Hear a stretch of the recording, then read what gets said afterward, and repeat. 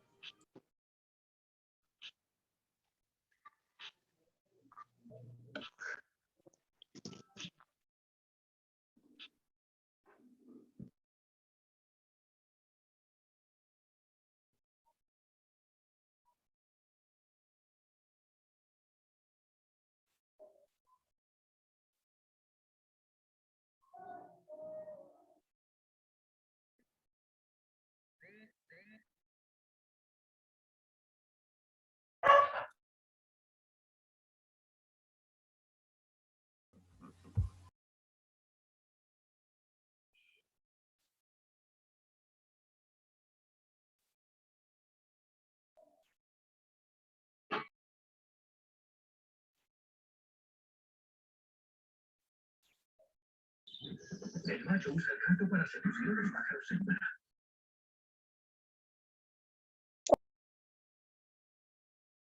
Su atención y también alguna duda, alguna consulta, con toda confianza. Bien, nosotros ya hemos hablado o ya hemos desarrollado ya el tema de la psicología, los aspectos generales, la psicología antigua, ¿no? También hemos hablado de la psicología científica. Hoy vamos a completar la parte de la psicología científica que nos falta. Ya hoy vamos a hablar acerca de las ramas y de las escuelas. El método, también hemos señalado que el método que utilizó William Wundt es el método experimental, ¿no? De manera específica, la introspección analítica. Bien. También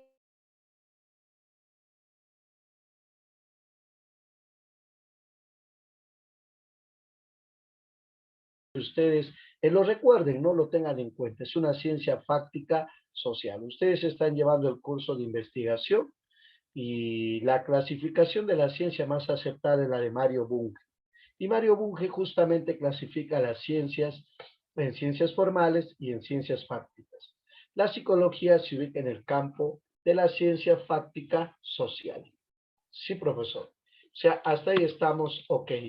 Bueno, eso también una chiquita, ¿no? Para los que se perdieron la clase pasada, el símbolo de la psicología significa alma, ¿no? Ese es el símbolo de la psicología. En realidad representa una letra del alfabeto griego que significa ps, y unido con que es psique, ¿no? Y significa alma. Ese es el símbolo de la psicología científica. Sin embargo, se entiende como pensamiento. Listo. Ahí está. Aquí, en el concepto de la psicología científica, nosotros también ya avanzamos este tema. La psicología científica estudia la conducta o estudia el comportamiento, ¿no es cierto? De una manera sencilla, de una manera fácil, de una manera entendible, nosotros hemos dicho que la psicología es una ciencia social. ¿Y qué estudia la psicología científica, profesor? Estudia la conducta o el comportamiento. Y de una manera técnica, de una manera más académica, también te hemos enseñado que estudia la vida psíquica o los procesos psicológicos a través de su manifestación externa. ¿Correcto? Entonces, esto solamente es para hacerte recordar de lo que hemos hablado la última clase. ¿Ya? Listo, profesor, para que tú también te sintonices con los temas. Si no, vas a estar un poco volando. Allá, profesor. No se olviden, cualquier consulta por el chat, estoy haciendo lectura del chat. Ahorita te explico eso, hijito. Ahora te explico eso. Me han mandado una preguntita por ahí. Entonces, no te olvides que estudia la psicología científica. Aquí tenemos la conducta o el comportamiento. ¿Ya? Y de manera técnica, no te olvides la vida psíquica o los procesos psicológicos a través de su manifestación externa. Listo, profesor. Ahora, aquí también nosotros hemos hablado de los procesos psicológicos y hemos señalado de manera clara que los procesos psicológicos, su base biológica es el cerebro, ¿no? Cuando un alumnito me pregunta, profesor, ¿cuál es la base biológica de los procesos psicológicos? Aquí tenemos el cerebro. El cerebro es la base biológica de los procesos psicológicos. ¿En cuántos procesos psicológicos se dividen, profesor? En tres. Los cognitivos, los afectivos y los volitivos. ¿Ve? ¿Cuál de estos tres nos permite aprender nuevos conocimientos? Son los cognitivos. Nos permiten expresar lo que sentimos, son los afectivos. Nos permiten cumplir metas y objetivos, son los volitivos. Entonces, a nivel psicológico o nuestra estructura mental en todo caso, se divide en tres. Y esto siempre debemos tener en cuenta. Ah, ya, profesor. Esta es una preguntita que también se toma en los exámenes, ¿no? Entonces, ¿cuál es la preguntita aquí? La preguntita es, ¿no? ¿Cuáles son los procesos psicológicos? Entonces, los procesos psicológicos son tres. Los cognitivos, los afectivos y los volitivos. Profesor, ¿cuál nos permite conocer la realidad, aprender nuevos conocimientos? Los cognitivos. ¿Cuál nos permite sentir, expresar lo que sentimos? Los afectivos. ¿Cuál nos permite cumplir metas? Los volitivos. Pues ahí están estos tres procesos. ¿Ya? Eso es para que tenga secuencia. Entonces, para que tú te ubiques cómo estamos avanzando en nuestros temas. Entonces, aquí también una preguntita de admisión es la base biológica de los procesos psicológicos. Entonces, ¿cuál es la base biológica de los procesos psicológicos? Es el cerebro. ¿Quién produce los procesos psicológicos? Es el cerebro. ¿Quién produce tu pensamiento, tu emoción, tu sentimiento? Es el cerebro. Eso debemos tomar en cuenta. ¿Ya, chicos? Muy bien. Aquí ya saben ustedes por qué se dice que los procesos psicológicos son subjetivos. ¿Por qué son subjetivos, profesor? Porque se encuentran en nuestra mente. Yo no puedo saber lo que estás pensando, lo que estás sintiendo, lo que te sucede, los problemas que tienes. No, profesor, no, porque eso está en tu mente. ¿Eh? ¿Cuál es la base biológica de los procesos psicológicos? Es el cerebro. El cerebro es la base biológica de los procesos psicológicos. Dicho de otra manera, quien produce los procesos psicológicos es el cerebro. ¿Ve? Influencia social. Eh, ¿Dónde desarrollamos nuestros procesos psicológicos? Nuestro pensamiento, nuestra memoria, nuestra emoción. ¿Ve? ¿Dónde lo desarrollamos? En la sociedad. Por eso se habla de influencia social. Y una interacción entre sí significa que los tres procesos están juntos, están unidos. ¿Ve? Solamente por una cuestión didáctica es que nosotros los separamos en cognitivos, afectivos y volitivos. Ah, ya, profesor, así es.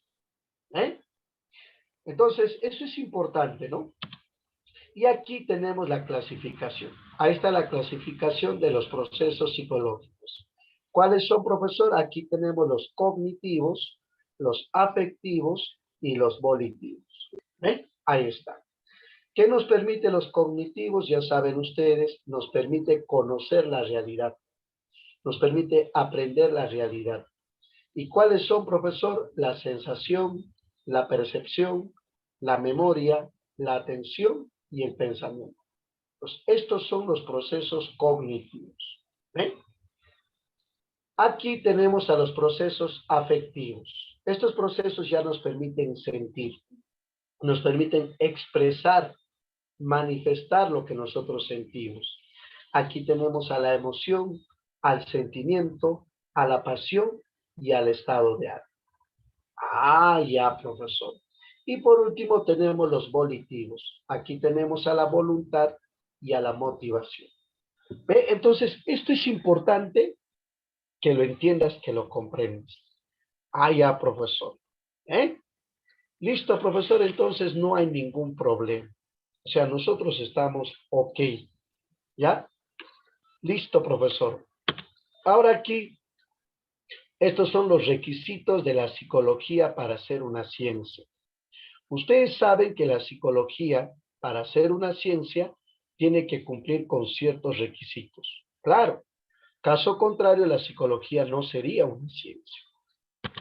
Pues para que la psicología sea una ciencia, tiene que cumplir con ciertos requisitos. ¿Y cuáles son esos requisitos, profesor? Aquí lo vamos a ver. ¿Eh? Ahí está. El primer requisito para que la psicología sea una ciencia, ahí está, es que debe tener un objeto de estudio. Sí, profesor, ahí está. ¿Eh? La pregunta es, profesor, ¿cumple o no con ese requisito? Por supuesto. La psicología tiene un objeto de estudio y ese objeto de estudio es la conducta. ¿Ve? O también puedo decir el comportamiento. O de manera técnica puedo decir los procesos psicológicos a través de la conducta. Entonces, cumple con ese requisito. El segundo requisito, tenemos un sistema teórico. Ahí está. ¿Qué significa esto? Que la psicología debe tener como ciencia sus propias teorías, sus propios conceptos, ¿ve? Sus propios conocimientos. La pregunta es, profesor, ¿y tiene sus propias teorías, sus propios conceptos, sus propios conocimientos? La respuesta es sí. Y el mejor ejemplo es que tú puedes agarrar un libro de psicología y agarrar un libro de química y comparar si la teoría es lo mismo. No es lo mismo. Cada ciencia tiene su propia teoría. Entonces, por eso esto se llama sistema teórico. Sus propias teorías, sus propios conocimientos, sus propios conceptos. ¿Ve? Lo tercero, aquí tenemos los métodos de investigación. Cada ciencia tiene sus propios métodos de investigación. En el caso de la psicología, hablamos de sus propios métodos, sus propias técnicas, sus propios procedimientos. ¿Ve? Y por último, su campo de acción. Ahí está. ¿Cuál es su campo de acción, profesor? El campo de acción de la psicología se puede desarrollar en el campo de la ciencia o en el campo social. Es decir, puede desarrollar una psicología ligado al campo científico, ¿ve? Una psicología pura, o una psicología ligado a la solución de problemas prácticos, que es una psicología social. Por aquí me hicieron una pregunta, me hizo un alumnito, profesor, ¿cuál era el objeto de estudio en la psicología antigua? La psicología antigua estudiaba el alma, Eso ya vimos la clase antepasada, estudiaba el alma, la clase pasada. La psicología antigua estudiaba el alma. Y el alma se entiende como la esencia abstracta que le da vida al cuerpo. La psicología antigua se originó en Grecia, en Atenas. ¿eh? El sistematizador de la psicología antigua o padre de la psicología antigua fue Aristóteles de esta gira. Bien, listo, profesor, estamos completando este tema. No hay problema, no hay problema. Si no estuviste, no hay problema. ¿Ya?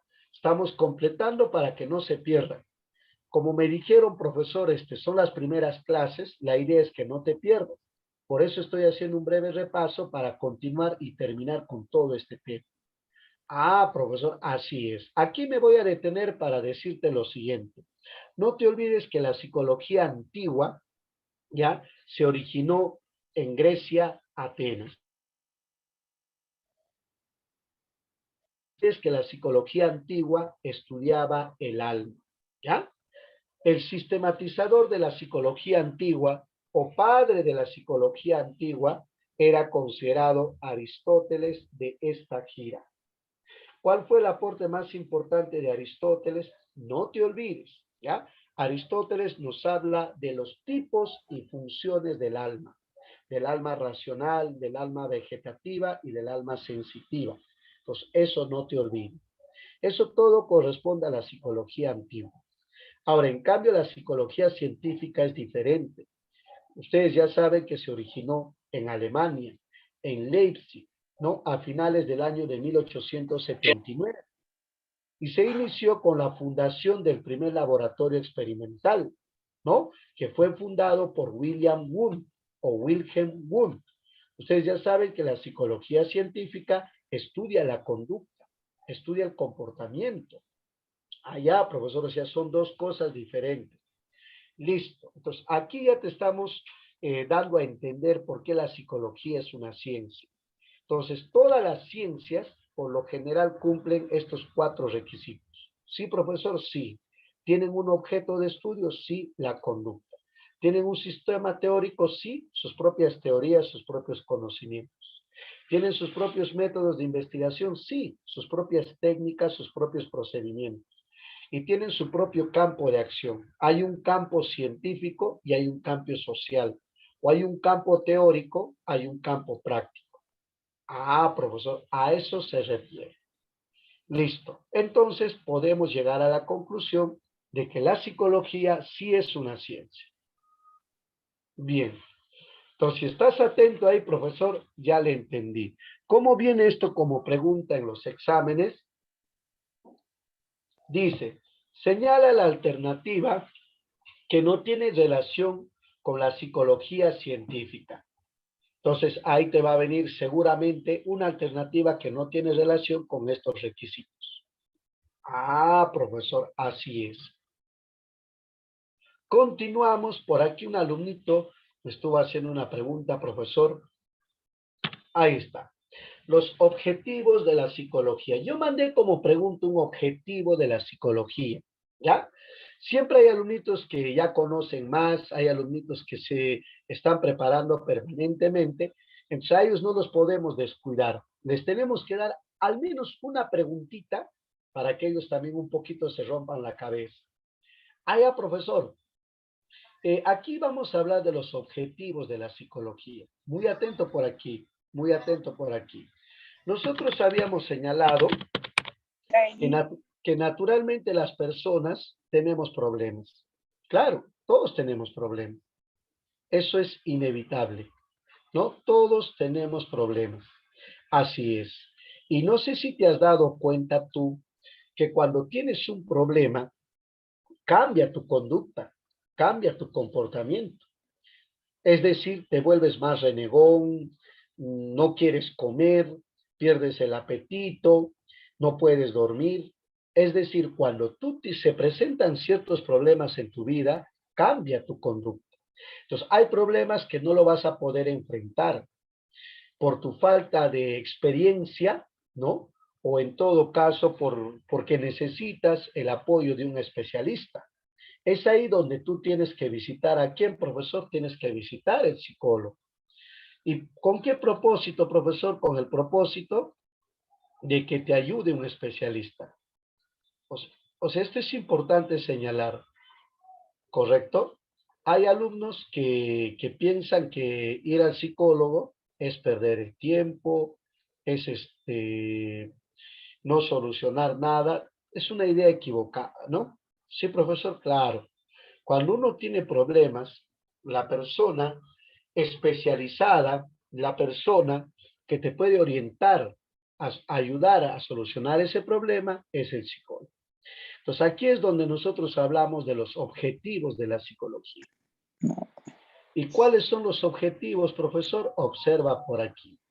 Primero, el primer objetivo es describir. Ahí está el primer objetivo. Entonces, ¿qué busca el psicólogo cuando describe la conducta? Busca registrar las características de tu conducta. ¿En qué ha cambiado tu conducta? ¿Te has vuelto más renegón? ¿Ya no puedes dormir? ¿Has perdido el apetito? ¿No quieres hablar con nadie? ¿No quieres ir a estudiar? Entonces, el psicólogo en describir es donde registra las características de tu conducta. ¿Qué ha cambiado en tu conducta? Ah, profesor, a eso se llama describir. Ahora, después de describir, el psicólogo no se queda en describir.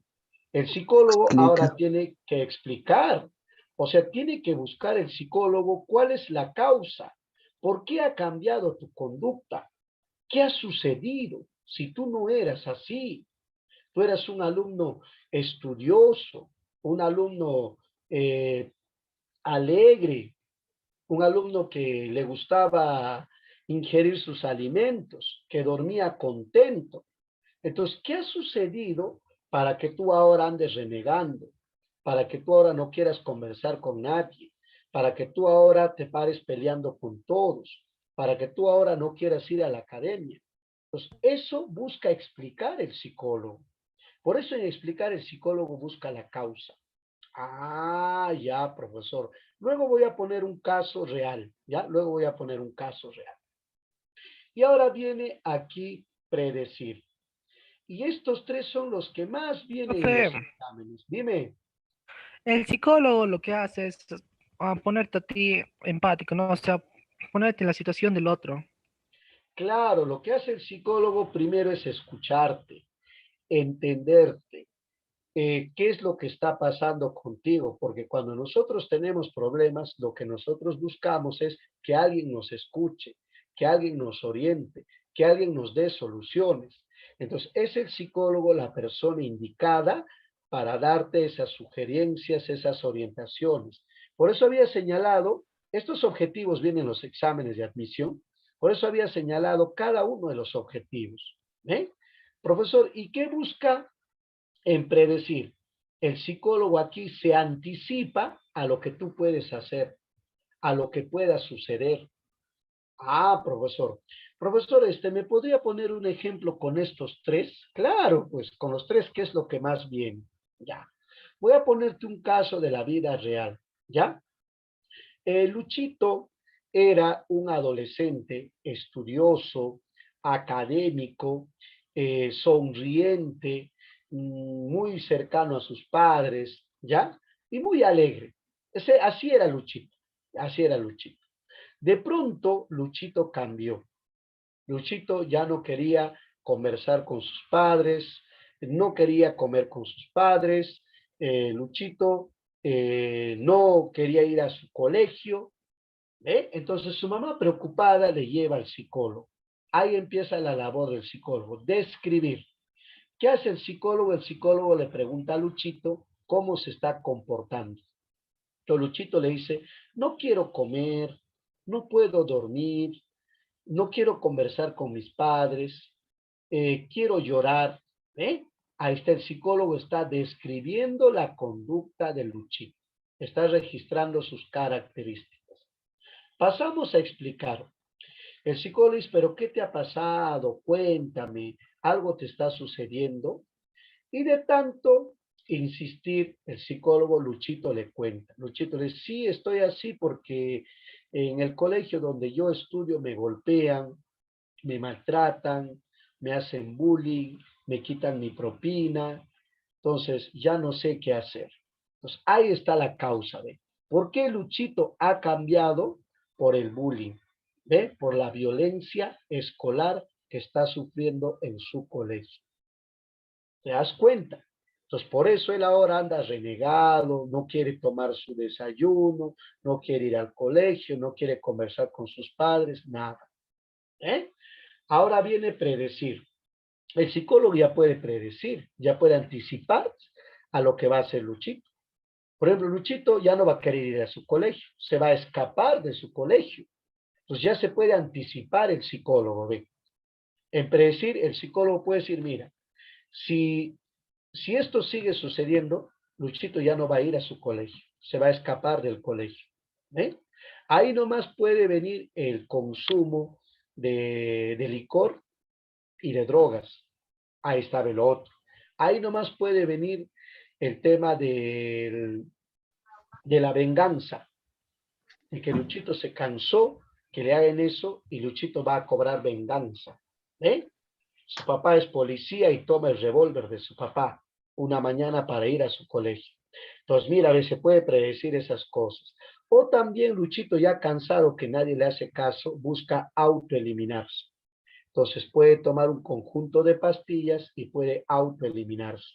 Entonces, si ustedes se dan cuenta, mira, ve, ¿cómo es que el psicólogo puede predecir lo que puede pasar, lo que puede suceder? Ah, ya, profesor. Entonces, en describir, si te has dado cuenta, se registran las características de la conducta. ¿Ven? ¿Qué ha cambiado en su conducta? ¿Qué muestra en su comportamiento? En explicar se busca la causa. ¿Cuál es la causa para entender la consecuencia? Y en predecir lo que se busca es anticiparse. Ah, ya, profesor, ahora sí le entiendo. Ahora, por lo general, controlar y regular vienen juntos. Ustedes van a encontrar estos dos juntos. Dice, controlar y modificar vienen juntos. Pero nosotros lo vamos a separar por tema de clase.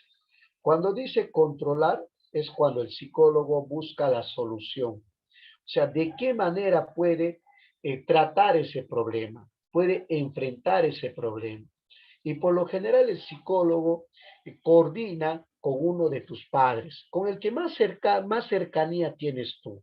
Le cuenta no todo, pero sí de manera general lo que está pasando. Y buscan la solución al problema que tú estás viviendo.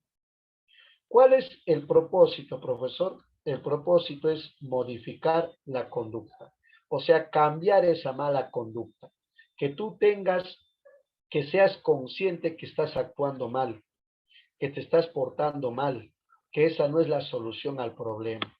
Entonces, cuando tú ya tomas conciencia, nuevamente cambias tu conducta. Ya nuevamente vuelves a comer a tu hora, nuevamente vuelves a ser más sociable, nuevamente quieres ir a estudiar. Entonces, de eso se trata los objetivos de la psicología. Ah, profesor, interesante. Entonces, aquí también viene una preguntita muy particular. Señalaba la preguntita, ¿cuál es el objetivo final de la psicología? Entonces, el objetivo final de la psicología es modificar, es decir, cambiar la conducta. Entonces, por eso cuando un alumno me pregunta, profesor, entonces, cuando yo tengo problemas, profesor, o sea, debo asistir, debo de sacar una cita en el psicólogo, por supuesto. Entonces, él es la persona especialista, él es la persona preparado, él es la persona que te va a orientar para que tú puedas superar ese momento difícil. Ahora, en los exámenes ya te dije cómo te va a venir. Por ejemplo, un alumnito me mandó la pregunta ahí, me dice, profesor, me dice acá una preguntita, esta me dice, ¿ven? Ahí está. Dice, aquí, el neurólogo, después de un estudio minucioso, llegó a la conclusión que el paciente padece de amnesia debido a una lesión cerebral. Si padece de amnesia debido a una lesión cerebral, entonces, ¿dónde está, profesor? Padece de amnesia debido a una lesión cerebral. Entonces, ¿qué es lo que te está hablando de causa y consecuencia? ¿Cuál es la respuesta ahí? Es explicar. ¿Eh? Ah, ya, profesor. Así es, en explicar. Ahora, por acá dice, no, para predecir, o sea, el predecir nada más son hipótesis. No vayas a pensar así que el predecir es lo que necesariamente va a pasar. O sea, cuando el psicólogo busca predecir, son hipótesis los que ellos manejan. Claro, son hipótesis. Nadie puede saber lo que va a suceder. Nadie puede saber lo que va a pasar. Así es. Muy bien, nosotros continuamos. Se te está explicando bonito como para que lo entiendas suavecito. Ahora pasamos a los métodos. Aquí tenemos los métodos de la psicología, la observación, tenemos el método experimental, el psicométrico, el complementario. En realidad hay distintos métodos de la psicología, pero los que más vienen, profesor, es el método de la observación y el método experimental. Estos son los dos que más vienen en los exámenes. Y ahí está. Pues aquí te vamos a enseñar de una manera fácil, sencilla, entendible. Ah, ya, profesor, ahí está. ¿Ven? Aquí primero tenemos el método de la observación. Ahí está. Luego tenemos el método experimental. Ahí está. Luego tenemos el método psicométrico. Y luego tenemos el método complementario. Ahí está. Entonces, si un alumnito dice, profesor, ¿pero cuál mayormente me va a venir en mi examen? El método de la observación y el método experimental. Uno de los dos te va a venir en tu examen. Ah, ya, profesor. Y el método de la observación lo consideran como un método descriptivo. Ah, ya, profesor. Psicométrico también dentro de los métodos descriptivos. Y también a los complementarios dentro de los métodos descriptivos. Ah, ya, profesor. Entonces, por lo general te va a venir observación y experimental. Profesor, el método de la observación, como su propio nombre lo dice, solamente busca describir la conducta, nada más. Solamente busca recoger información. Eso lo voy a poner por aquí. Acerca de la conducta, nada más. Aquí no se manipula variables ni cosa por el estilo. Ah, profesor, así es. Entonces, el método donde se busca recoger información acerca de la conducta es el método de la observación. Solamente se busca describir la conducta. Ah, profesor, así es. Ahí está. Profesor, ¿cuántos tipos de observación tenemos? Hay una clasificación. Les voy a enseñar los dos. Aquí tenemos primero la introspección. La introspección es la observación interna. ¿Ve? Es el método que utilizó William Wundt, la introspección analítica. Y luego tenemos la extrospección. Ahí está. La extrospección ya es la observación externa. Ah, ya, profesor. Pero aquí también dentro de la observación nos hablan de la observación naturalista. Sí, sí, profesor. Y también nos hablan de la observación clínica. Hoy vamos a enseñar con una palabra clave, ¿no? La observación naturalista es la observación Profesor, espontánea. Ahí está. Es profesor, el que se da, dime, en un ambiente real. ¿cómo se Dime. observa el interno? La introspección se hace, hijo, con preguntas. Por ejemplo, yo te puedo preguntar en este No, la momento. introspección. Por eso, estoy ahorita practicando contigo introspección. La introspección se aplica mediante preguntas a una persona, a una muestra en una investigación. Entonces, yo te pregunto y tú vas a analizar lo que está pasando a nivel de tu mente y me vas a responder. Entonces, de esa manera yo voy a tener conocimiento de lo que sucede en ti. Voy a ver lo que está en la parte interna de tu mente. Por ejemplo, te pregunto, ¿cómo te sientes en este momento?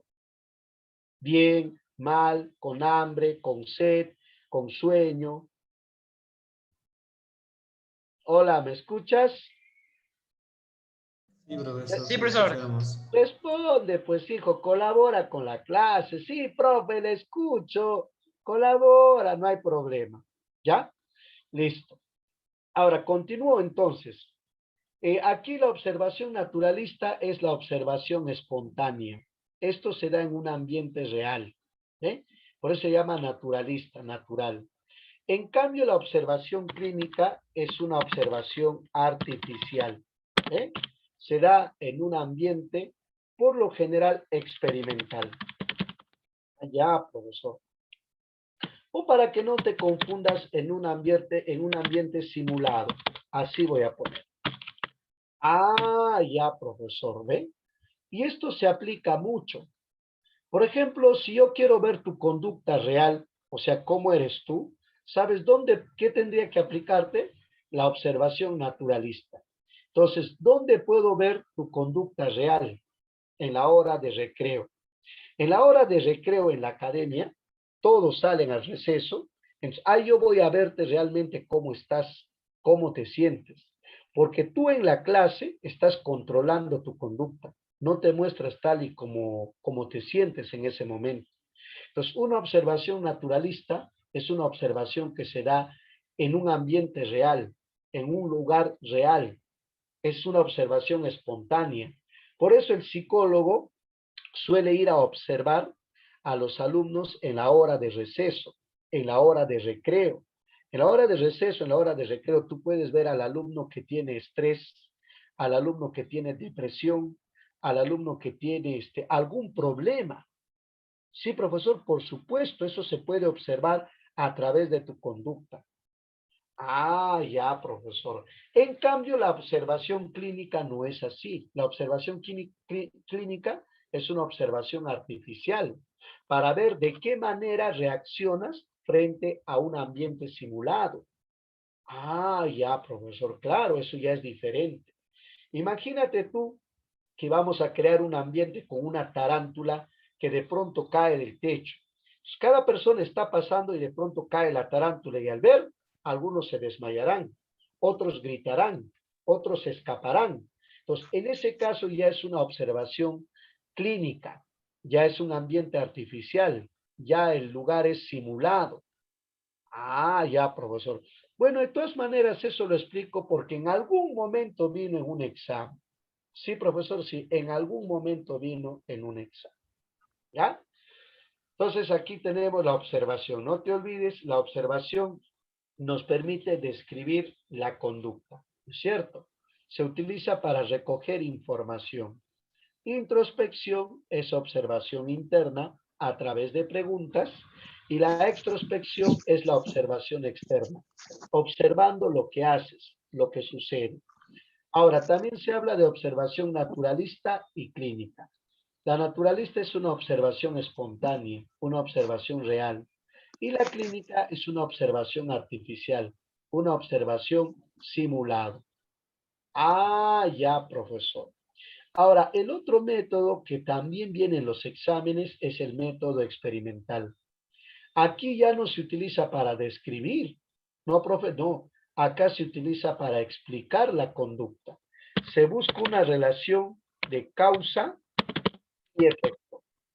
Ah, esto ya se aplica en una investigación. Para eso ya se realiza una investigación. Esto ya es diferente. Entonces, aquí como pregunta, bueno, que haya visto siempre en los exámenes, viene, ¿no? Identifica el método que se utiliza para relacionar causa y efecto. Es el método experimental. Aquí también se utiliza este método para manipular variables. Ustedes están llevando el curso de investigación. Entonces, el profesor ya les debe haber enseñado qué son las variables. Las variables son características, ¿ya? De las personas, cosas, objetos o fenómenos que se pueden medir, ¿ya? Que se pueden medir y se pueden sacar conclusiones, se pueden estudiar. Entonces, ¿dónde se utiliza el método experimental, profesor? Se utiliza en una investigación. Ahí está. Ah, ya, profesor. Entonces, eso también te puede venir. Ah, ya, profesor. ¿Ve? Y ahora, aquí también tenemos el método psicométrico.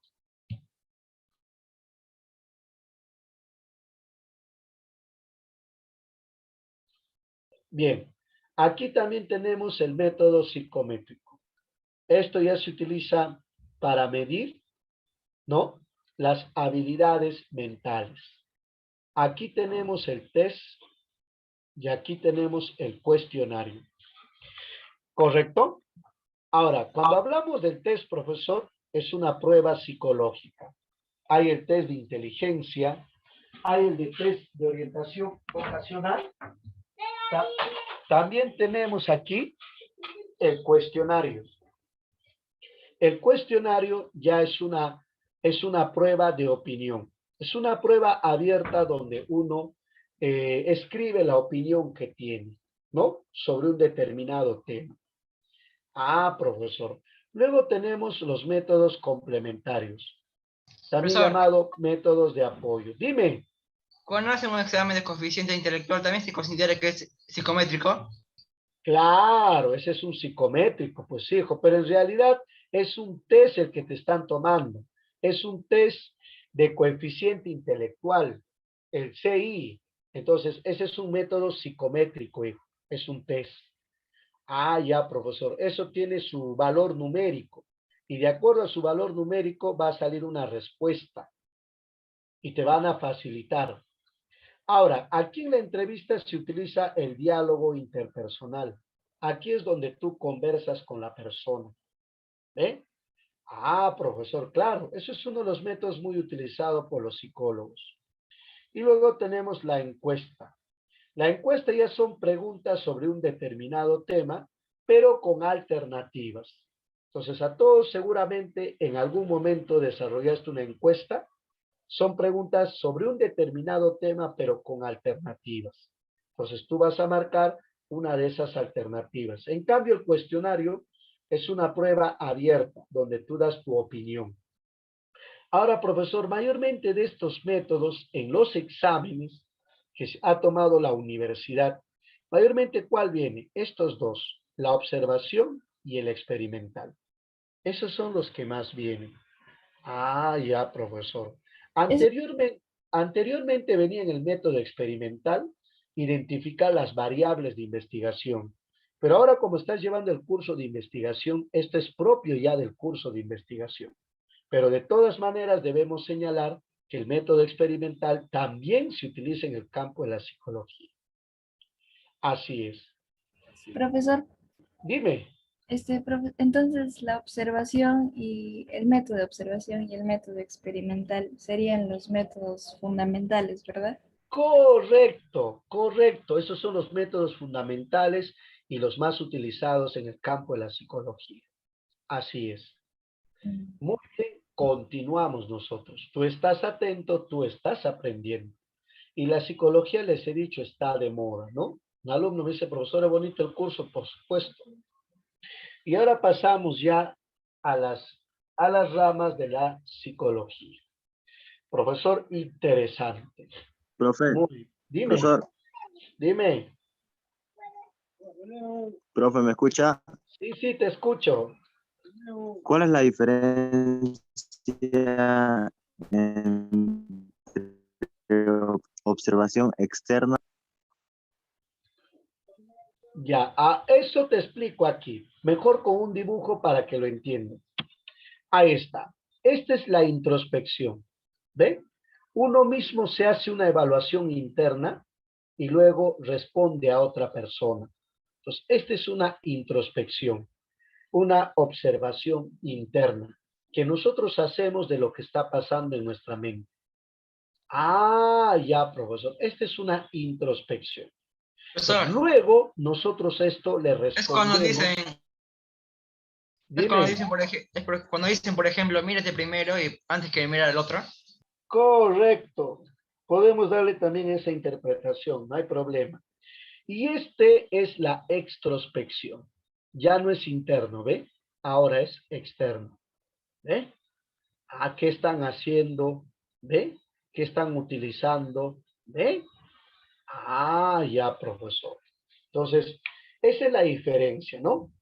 Nosotros ya sabemos que William Wood utilizó la introspección, o sea, él buscó analizar la conciencia del hombre. ¿Ve? ¿Cuáles son esas partes de la conciencia del hombre? Listo, profesor. Bien, aquí tenemos el método experimental. ¿Ve? El método experimental, en este caso, pertenece al condicionamiento clásico de Iván Pavlov. Él hizo investigaciones con la salivación de los perros. Entonces, él prácticamente hizo un experimento con la salivación de los perros y llegó a una conclusión. Él manipuló variables, siguió los pasos de una investigación. Ese es el método experimental. Entonces, aquí que se busca relacionar causa y efecto. Ah, ya, Ese es el profesor. estímulo-respuesta, ¿no? Claro, este es el famoso condicionamiento clásico de Iván Pavlov, el estímulo-respuesta. Ahí está. Luego tenemos el psicométrico, ¿ve? Aquí tenemos el test. El test por lo general puede ser test psicológico, puede ser el test de creatividad, puede ser el test de cociente intelectual, pero son pruebas psicológicas, pruebas psicológicas. Luego tenemos el cuestionario. El cuestionario ya son preguntas abiertas, preguntas de opinión sobre un determinado tema, sobre un determinado fenómeno. Luego viene la entrevista, ¿ve? Esta es la entrevista, ¿ve? El diálogo interpersonal, ¿ve? Dialogas. Ah, ya, profesor. Y finalmente viene la encuesta. La encuesta ya es preguntas formuladas con un determinado propósito. Ah, ya, profesor. Pero como les he dicho, mayormente ahí viene lo que es la observación y el experimental. Entonces, si te viene una pregunta, te va a venir, ¿no? Relacionar causa-efecto o manipula variables o causa y efecto de inmediato, tú vas a saber la respuesta. Ah, eso es experimental. Te vas a ubicar de inmediato. Listo. Ahora pasamos a las ramas de la psicología. Habíamos señalado, esto de las ramas también puede variar. Sí, profesor, sí puede variar. O sea, pueden haber más ramas, ¿ya? O pueden aparecer otras ramas, pero por lo general son ellos. La psicología se divide en dos ramas, la psicología pura y la psicología aplicada. A la psicología pura también se le llama teórica, porque desarrolla la ciencia. Esta es la psicología que desarrolla la ciencia. Aquí es donde se hacen las investigaciones. Y la psicología aplicada son los conocimientos que se van a aplicar para resolver una situación práctica en la sociedad. Entonces, por eso se divide en pura y aplicada, que también se puede decir teórica y práctica. Ah, ya, profesor. O también se puede decir científica, pura científica, o social.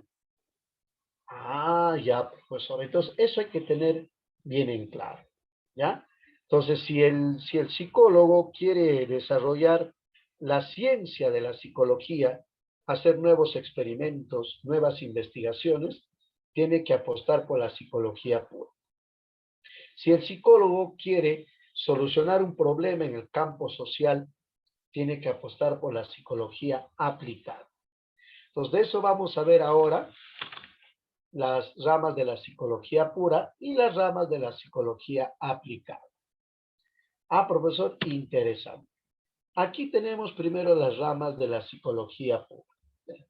El primero tenemos a la psicología general. Así se le denomina. Ahí está. Entonces, la psicología general, ¿qué estudia, profesor? Estudia los procesos psicológicos. ¿Ve? Ah, profesor, estudia qué son los procesos psicológicos, las características de los procesos psicológicos, la clasificación de los procesos psicológicos, las leyes de los procesos psicológicos. Entonces, eso estudia la psicología general. Ah, profesor, claro. Luego tenemos la psicología evolutiva. Ah, como su propio nombre lo dice, ahí está. También se le llama psicología del desarrollo. Así también viene su otro nombre, del desarrollo o evolutiva. ¿Qué esto es la psicología evolutiva del desarrollo, profesor? Como su propio nombre lo dice, estudia el desarrollo humano. ¿Ve? Estudia los cambios que se producen a lo largo de la vida.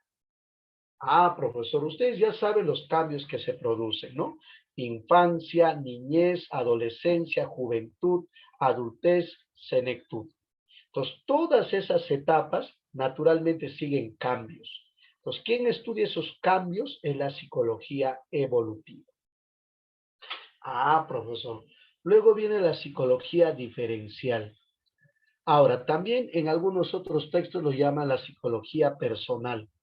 Así también lo denomina. Esta psicología diferencial ya estudia las diferencias personales. Ustedes saben que cada uno tiene su propia personalidad. Eso es cierto. O sea, cada uno de nosotros tiene su propia personalidad, su propia forma de pensar, su propia forma de sentir, su propia forma de ser. Entonces, ¿quién estudia esas diferencias personales? Es la psicología diferencial. Luego tenemos la psicología social. Ahí está la psicología social. La psicología social estudia cómo influyen los grupos sociales en la conducta de la persona. Entonces, nosotros ya sabemos que los grupos sociales influyen en la conducta de los individuos. Por supuesto, porque nosotros somos seres sociales y estamos expuestos a los demás. Luego viene la psicofisiología. Ahí está, esto es interesante.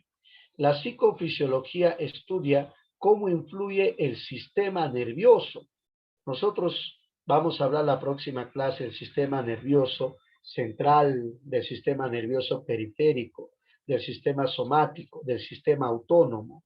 ¿Ve? La psicofisiología estudia cómo influye ese sistema nervioso en la conducta del hombre, en la conducta de la persona. Hoy en día sabemos que hay muchas enfermedades que se producen a nivel cerebral y que luego se manifiestan como enfermedades en el entorno social. Sí, profesor, claro. Y eso pues ya tiene que ver más con el sistema nervioso, con el funcionamiento de nuestro cerebro. ¿Eh? Luego viene la psicopatología. Aquí en el campo de la psicopatología, y es una de las preguntas que más vienen en los exámenes, ¿ve? Estudia los trastornos mentales, claro, también llamado trastornos de la personalidad. Ahí tenemos a las neurosis, tenemos a la psicosis. Ah, profesor, eso está en el campo de la psicopatología. Y por último, aquí tenemos a la psicología animal. A esta psicología animal también se le llama psicología comparada. ¿Y por qué, profesor? Porque estudia a los animales de manera comparativa con los hombres. Entonces, la investigación está centrada en los animales, pero después de haber realizado esa investigación, esas investigaciones se llevan o se generalizan a la conducta humana. Por eso también se le llama psicología comparada. Ahora, por aquí habían señalado algo más. Algo más habían señalado por aquí. Observa por aquí. En un examen último que tomó la UNEVAL, vino la psicología cuantitativa. Pero la palabra cuantitativa, lo voy a poner por aquí, ¿ya? Para que te ubiques. Cuantitativa. Ahí está. Ahí tenemos a la psicología cuantitativa. ¿Y qué estudia la psicología cuantitativa, profesor? Vamos a ponerle de rojito, ¿ya? Para que se note. Ahí está. Eso vino en un último examen, la psicología cuantitativa, que también forma parte de la psicología pura. La psicología cuantitativa trata de desarrollar métodos matemáticos, estadísticos y numéricos para estudiar y comprender la conducta de una manera más específica, de una manera mucho más analítica. Básicamente es en el procesamiento de los datos. Entonces, eso vino último en el examen de admisión que tomó la UNEVAL. Entonces, lo estoy señalando porque no vaya a ser que te vengan nuevamente. Pero mayormente, ¿cuál viene, profesor? Mayormente viene la evolutiva, viene la social y viene la psicopatología. Esos son los que mayormente vienen. Profesor, Profesor. Dime. una pregunta, ¿cuáles son los procesos psicológicos? Los procesos psicológicos son los cognitivos, los afectivos y los volitivos. Los que vimos hace un momento. ¿Eh? Ya, profesor. Claro. Bien, ahora, ¿cómo se clasifican los cognitivos? Son la sensación, percepción, memoria, atención, pensamiento y lenguaje. Los afectivos son la emoción, sentimiento, pasión y estado de ánimo.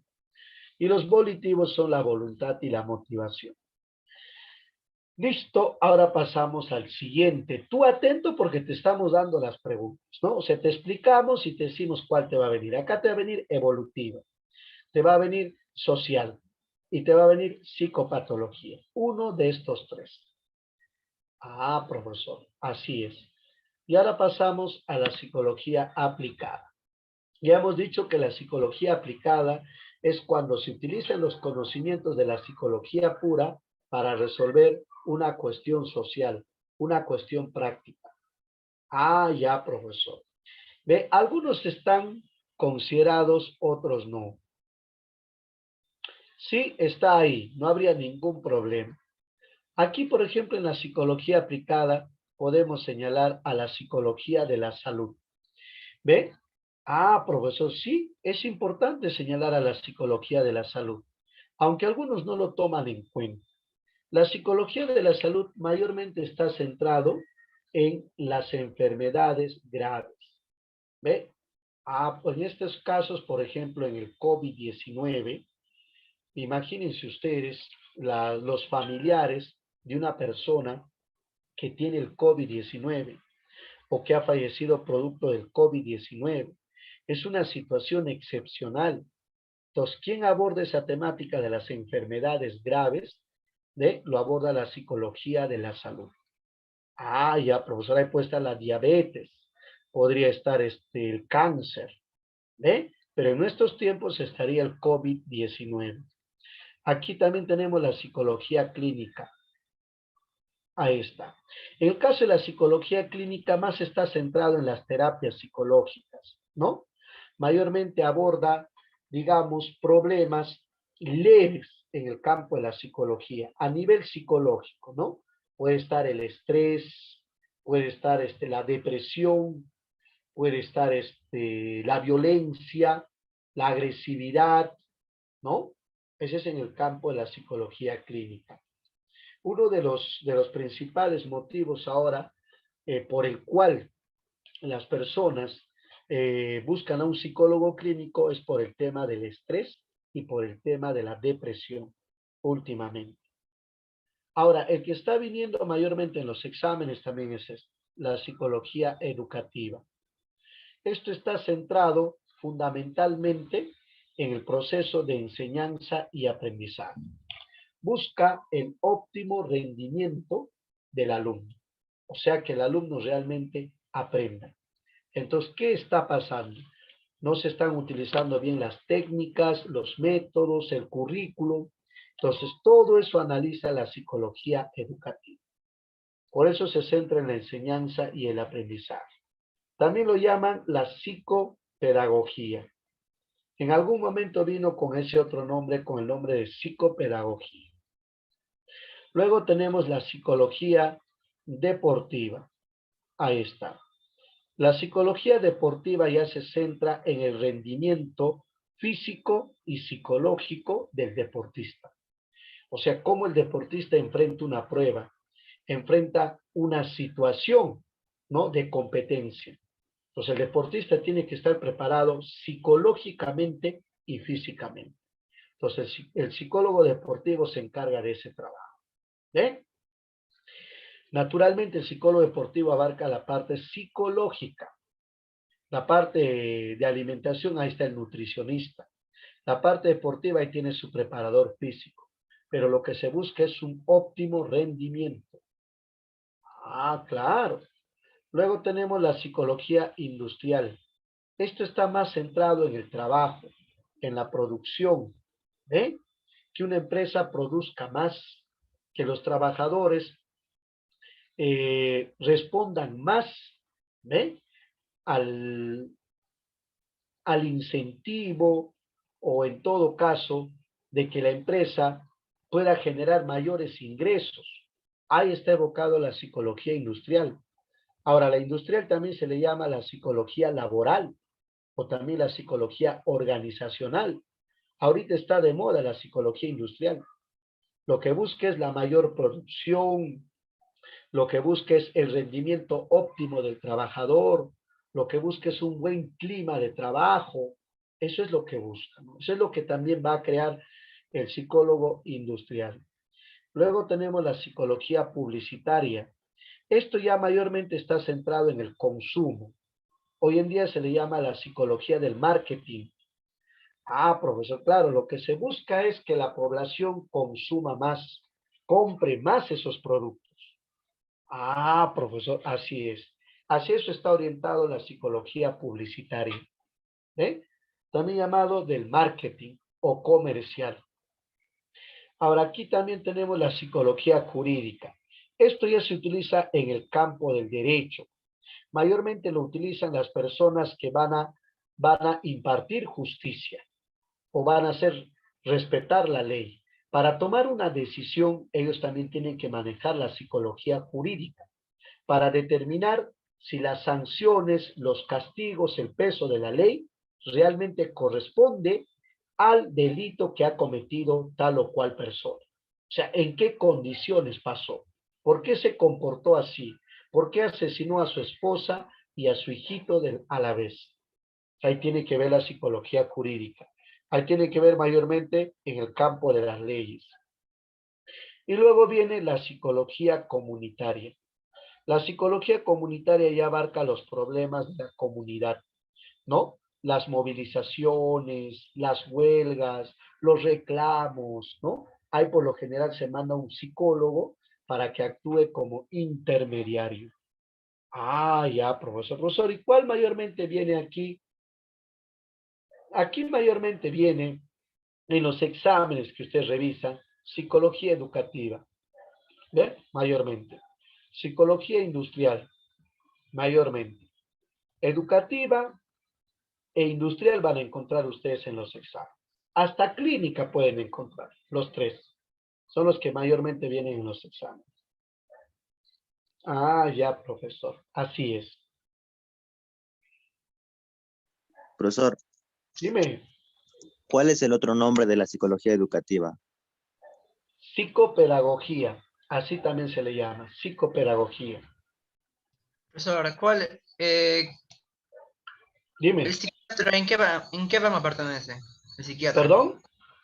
El En el psiquiatra. caso de la psiquiatría está en la psicopatología. Lo que vimos en la psicología pura, ahí está. Ahora, no nos olvidemos que la psiquiatría, hijo, abarca problemas graves, problemas psicológicos graves. ¿Ve? Por ejemplo, el caso de la psicosis, el caso de la paranoia, el caso de la bipolaridad. Entonces, esos trastornos graves de la personalidad, eso, ¿quién lo abarca, profesor? La psiquiatría. En cambio, cuando es el tema de orientación, el tema de prevención, eso lo abarca el psicólogo. De ahí la diferencia entre el psicólogo y el psiquiatra. El psiquiatra es médico. El psiquiatra ha estudiado medicina, se ha especializado en psiquiatría. Entonces, el psiquiatra da recetas. El psiquiatra utiliza los fármacos. En cambio, en el caso del psicólogo, no. En el caso del psicólogo es más de orientación, más de prevención. Entonces, por ejemplo, si tú me dices el caso del estrés, el estrés pues es leve, ¿no? Ahí lo aborda el psicólogo. Pero si nosotros mencionamos un caso, por ejemplo, esquizofrenia o histeria, eso ya va más para el campo de la psiquiatría. Así es. Muy bien, ahora entramos a las escuelas psicológicas. Uy, el campo de la psicología es muy interesante. Sí, profesor, sí. Ahora entramos aquí. Ahí están las escuelas psicológicas. Les voy a pedir que... Ahí están las escuelas. Las escuelas más importantes son las primeras escuelas. Las 6 primeras escuelas son las que más vienen en los exámenes. Sí, profesor, sí. Hay que tomar en cuenta eso. ¿Ya? A ver, profesor, vamos a ver. La primera escuela es el estructuralismo. Si has estado atento al repasito que hice, me vas a poder responder. El estructuralismo se originó en Alemania. Ah, profesor, eso es lo primero que debemos tomar en cuenta. Entonces, ¿dónde se originó el estructuralismo, profesor? Se originó en Alemania. Ahí está. ¿Ven? ¿Correcto? Ahí está. ¿Quién es el fundador del estructuralismo, profesor? Es William Wundt. Él es el fundador del estructuralismo. ¿Y quiénes son los continuadores? Se les considera sus discípulos, Alcatel y Titchener. Ahí está. ¿Ve? Ah, ya, profesor.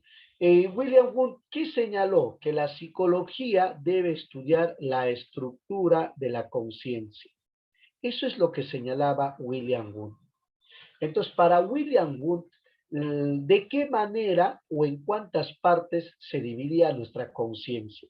Ojo, que en ese entonces se utilizaba el término conciencia, pero yo también puedo poner mente, o sea, no hay ningún problema. Para que tú puedas entender mejor, yo puedo poner mente. Entonces, William Wundt, ¿qué decía? ¿En cuántas partes se dividía tu conciencia? O sea, ¿en cuántas partes se divide tu mente? Eso es lo que señalaba William Wundt. ¿Y cuántas partes señaló, profesor? En 3 partes o 3 elementos. Voy a poner por acá, ahí está. En 3 elementos. ¿Y cuáles son esos tres elementos, profesor? Vamos a poner por aquí. Un ratito, para que lo entiendas rapidito. Ahí está. ¿Cuáles son esos tres elementos? Primero, William Wundt decía que en nuestra mente tenemos sensaciones. Ya. Segundo, que tenemos imágenes. Ahí está. Y tercero, tenemos sentimientos. Entonces, eso es lo que señalaba William Wundt. Que nuestra mente, ¿en cuántas partes se divide, profesor? Se divide en tres. Sensaciones, imágenes y sentimientos. Eso es lo que señalaba William Wundt. Entonces, para William Wundt, la psicología debe estudiar la estructura de la conciencia, es decir, la estructura de nuestra mente. Para William Wundt, en base a sus investigaciones, ¿en cuántos elementos se dividía nuestra mente? En tres. Tenemos sensaciones, imágenes y sentimientos. ¿Qué método utilizó? La introspección. ¿Cuál es su aporte más importante? El estatus científico de la psicología. ¿Qué significa esto, profesor? Que surgió la psicología científica. Ah, ya, profesor, así es. La psicología científica. Buen dato, profesor. Entonces, si yo te pregunto, este es el aporte del estructuralismo. Entonces, ¿quién le dio ese estatus científico a la psicología? Fue el estructuralismo. Es la primera escuela psicológica. Y aquí tiene su frase. Aquí está. El todo puede ser a partir de las partes. Ahí está.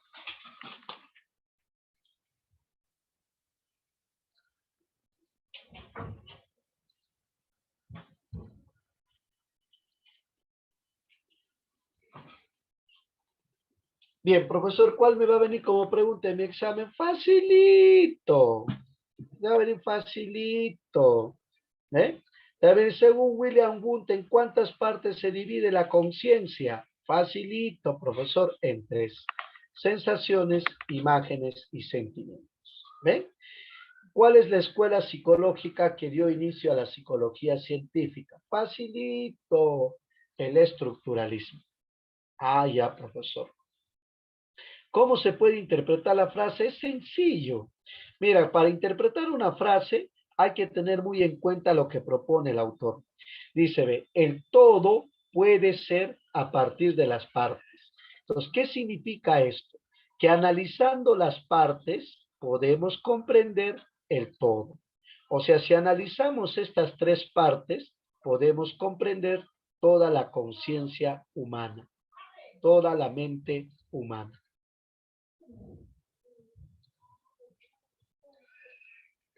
¿Correcto? Muy bien. Listo. Muy bien.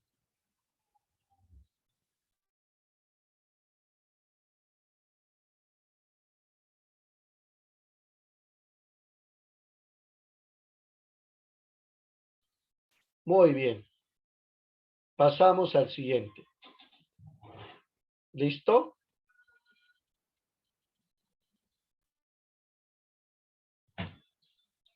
Denle Sí, un profesor. pantallazo.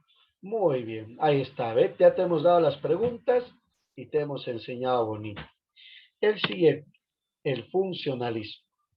El funcionalismo se originó en los Estados Unidos. Es la primera escuela norteamericana. No te vaya a venir de esa manera una preguntita. Sí, profe, me vino así una preguntita, ya, ten en cuenta eso. Entonces, ¿dónde se originó el funcionalismo, profesor? En los Estados Unidos. Se le considera la primera escuela norteamericana. Así se le considera. ¿Ya? Esas son preguntitas clásicas. Sí, profesor, sí, esas son las clásicas. ¿No? Los que siempre vienen. Ahí está. Identifica la primera escuela norteamericana. Ah, ya, profesor. Ahí está el funcionalismo. ¿Ven? Ahí está la primera escuela norteamericana. ¿Ven? Ahí está. Así está más bonito. Profesor, ¿a quién se le considera, profesor, como el máximo exponente y representante del funcionalismo?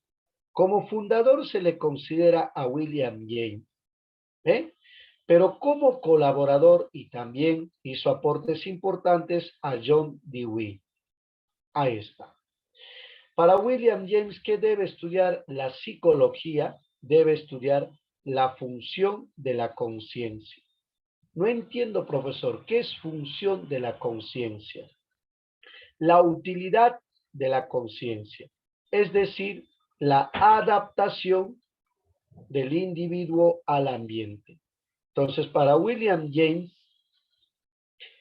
la psicología debe estudiar la adaptación del individuo al medio ambiente.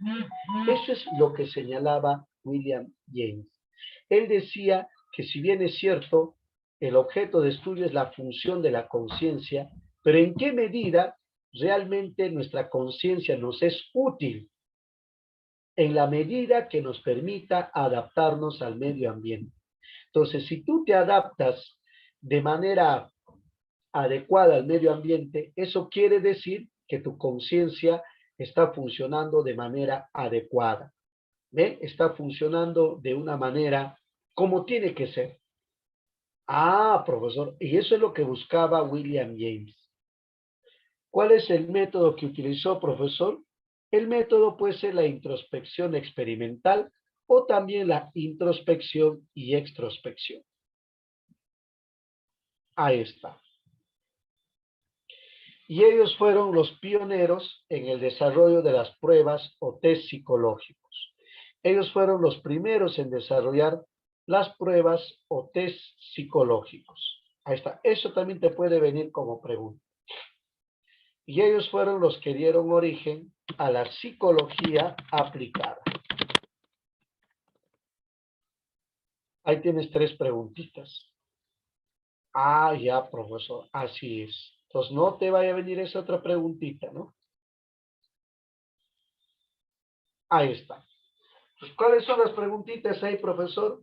La primera, escuela norteamericana. Ya sabes, el funcionalismo. ¿Ve? Estudia la adaptación del individuo al medio ambiente. Allá, el funcionalismo. ¿Ve? Son los pioneros en el desarrollo de las pruebas o test psicológicos, el funcionalismo. ¿Ve? Dieron origen a la psicología aplicada, el funcionalismo. Muy bien, ahí están, tienes los datos. Ah, ya, profesor.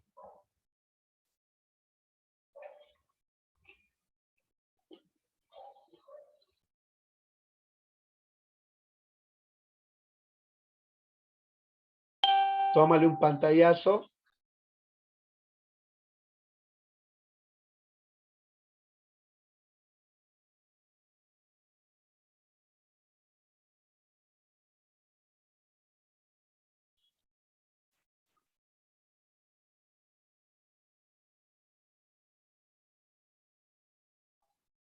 Listo, pasamos al siguiente. El gestalismo.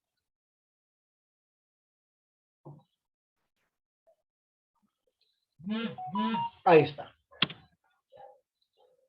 Ahí viene el gestalismo. ¿Ven? Ahí está.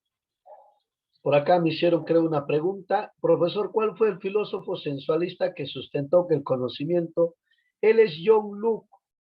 John Locke. Y de él hablamos ya la clase pasada. Él está en la psicología antigua.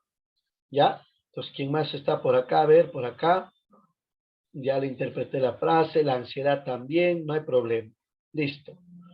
No hay consultas. El gestalismo. Esta es una escuela muy interesante.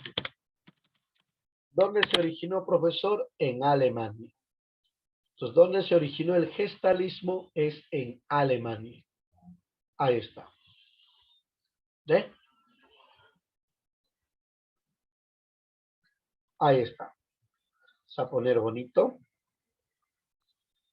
Ahí está. Profesor, ¿quién es el fundador y máximo exponente del gestalismo? Primero pondré, le llaman la escuela de las formas. No te vaya a venir así. Ese es su otro nombre del gestalismo. La escuela de las formas. Algunos datitos adicionales siempre les damos para que ustedes tengan mayores opciones de poder responder una pregunta. Entonces, ¿dónde se originó el gestalismo, profesor? En Alemania. ¿Okay? ¿Cómo era conocido esta escuela como la escuela de las formas? Bien, ¿quién es su fundador y máximo representante, profesor? Aquí tenemos a Max Wertheimer. ¿Y quiénes son los continuadores, los discípulos? Tenemos a Kafka y Kohler. Ahí está. ¿Ve? Y profesor, ¿y qué estudia el gestalismo? Una muy buena pregunta. Estudia la percepción.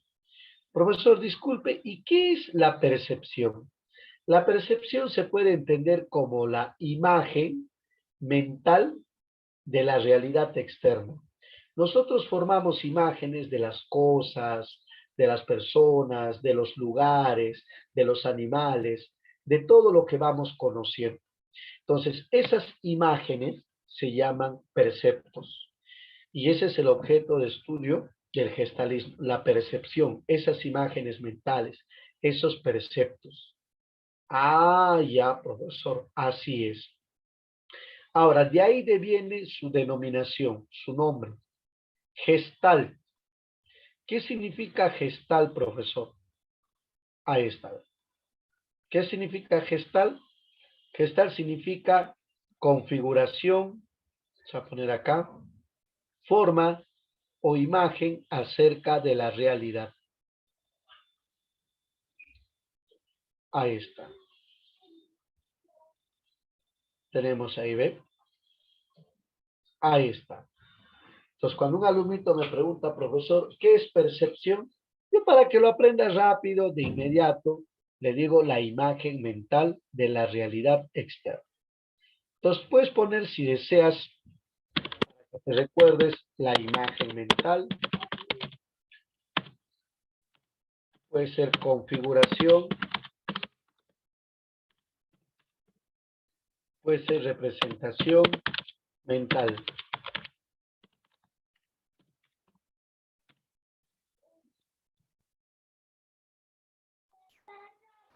Ahí está.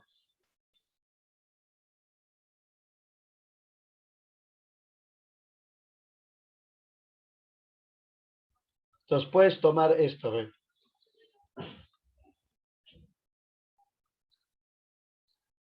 Ahí está. Puedes tomar eso como referencia. Si te viene, ¿no? Entonces, ¿qué es una percepción, profesor? Una imagen mental, una configuración mental o una representación mental de la realidad. Ya, profesor. Eso también podrías tomar en cuenta. ¿Ya?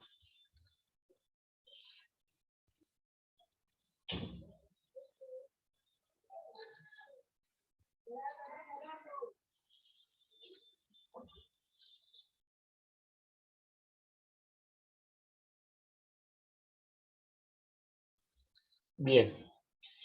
Ahora tenemos aquí, profesor, ¿cuál fue el método que utilizó? El método fenomenológico, o también llamado la fenomenología, que es un análisis de las imágenes que nosotros tenemos en nuestra mente. ¿Cuál fue su principal aporte, profesor?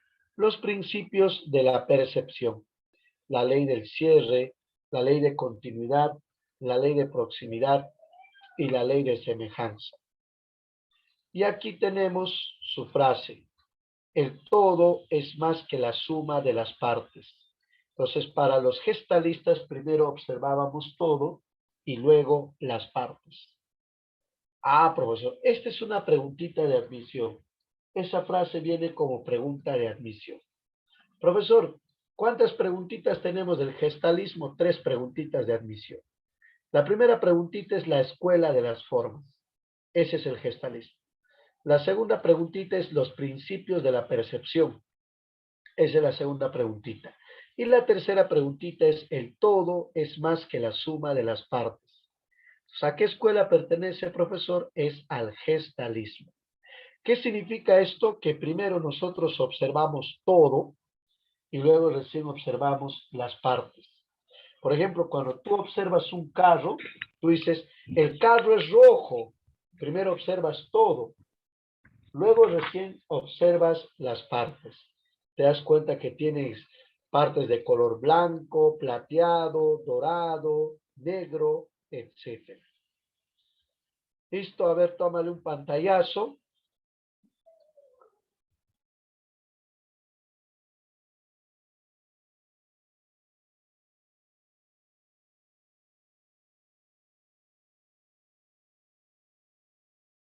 Ya está, profesor. Muy bien. Pasamos entonces. Ya puedes ir respondiendo a tu práctica, de tu práctica de ahora. Sí, profe, sí. Tranquilo, nomás puedes ir resolviendo todo. Ahora tenemos el conductismo. Es una escuela muy interesante. Se originó en los Estados Unidos. Ahí está. El conductismo. ¿Qué? Ah, ya, profesor. A esta escuela se le llama la escuela de los estímulos. ¿Ve? Esta es la escuela que hace énfasis en los estímulos externos. Vamos a ponerla así. Hace énfasis en los estímulos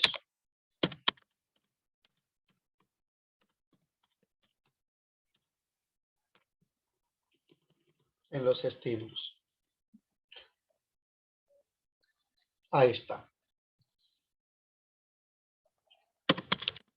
La realidad.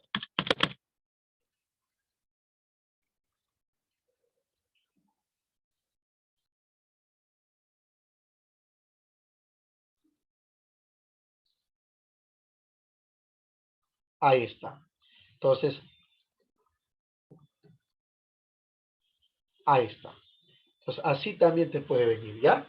Este conductismo se originó en los Estados Unidos y hace énfasis en los estímulos de la realidad. Ahora te voy a explicar qué son los estímulos. Bien, profesor, también se le llama el behaviorismo. Ese también es otro nombre que maneja. Ah, ya, profesor, póngalo. Ya. El behaviorismo. Esa es la otra denominación que utiliza esta escuela. No vaya a ser que te venga con ese nombre.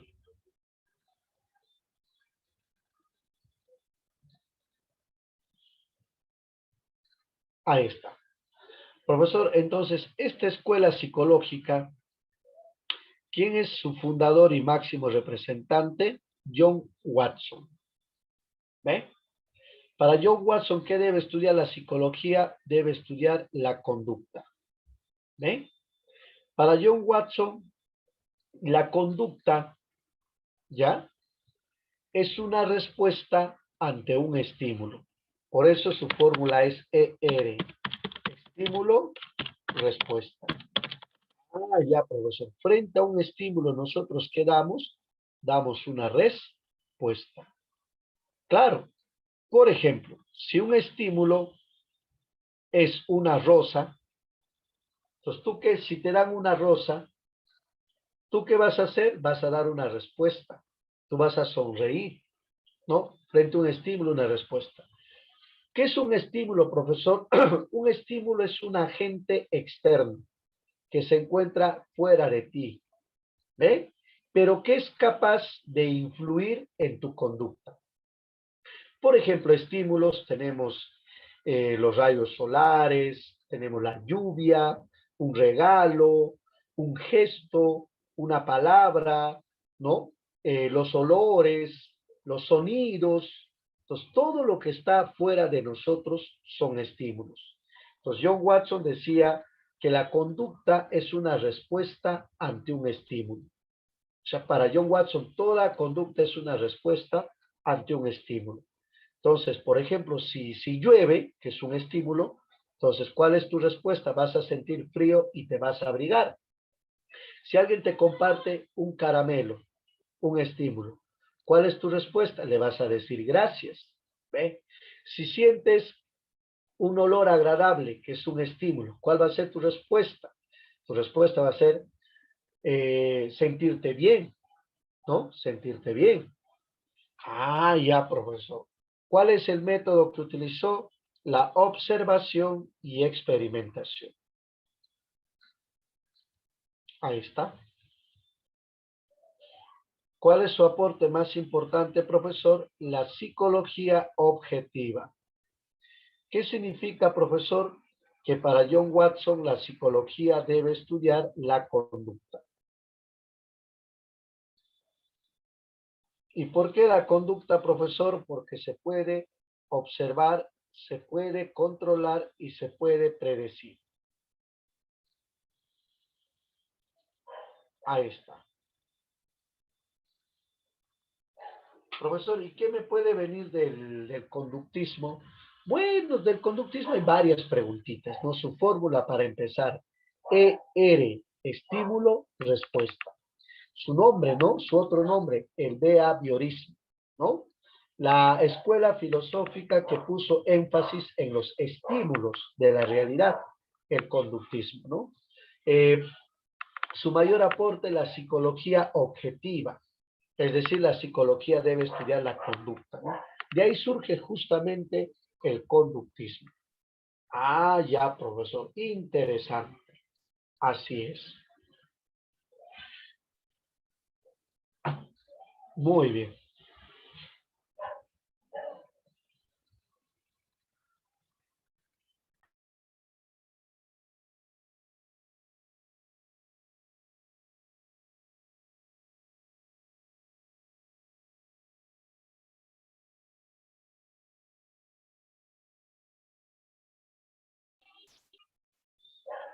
Bien, continuamos. Y aquí tenemos el psicoanálisis, una de las escuelas más favoritas de los exámenes, ¿no? Sí, profesor, sí. El psicoanálisis se originó en Austria. Ahí está el austriaco Sigmund Freud. ¿Eh? Ahí está. Allá, profesor. Ahí está. ¿Ven? ¿Quién es su máximo exponente y representante, profesor? Es el gran Sigmund Freud. Ahí está. Para Sigmund Freud, ¿qué debe estudiar? La psicología debe estudiar el inconsciente. Ahí está. Profesor, una preguntita. ¿Y qué se encuentra en el inconsciente? Ah, esa es una muy buena pregunta. Claro, porque Freud decía que el inconsciente en realidad nos controla, nos domina, influye en nuestra conducta. Pero la pregunta es, ¿y qué es lo que encontramos en el inconsciente? Claro, eso sería una muy buena pregunta. Lo que encontramos son deseos, traumas e impulsos. Te voy a poner los instintos sexuales, ¿ya? Profesor, Allá, profesor. Dime. este de acá se ubicaría en la ínsula, ¿verdad? Claro, claro. En realidad, hasta ahora sigue siendo motivo de investigación. Sí, profesor, por supuesto. Freud señalaba que nosotros, lo que gobierna nuestra conducta no es el consciente, sino es el inconsciente. ¿Y quién gobierna nuestra conducta, profesor? Son nuestros deseos, son nuestros traumas, son nuestros instintos. Y para Freud, el instinto o el impulso que nos controla es el instinto sexual. Ah, eso es lo que señalaba Freud. Ah, ya, profesor. O sea, el más fuerte era para Freud el instinto sexual. Voy a poner por acá. Ese era el que a nosotros nos controlaba, dominaba nuestra conducta. Eso es lo que señalaba Freud.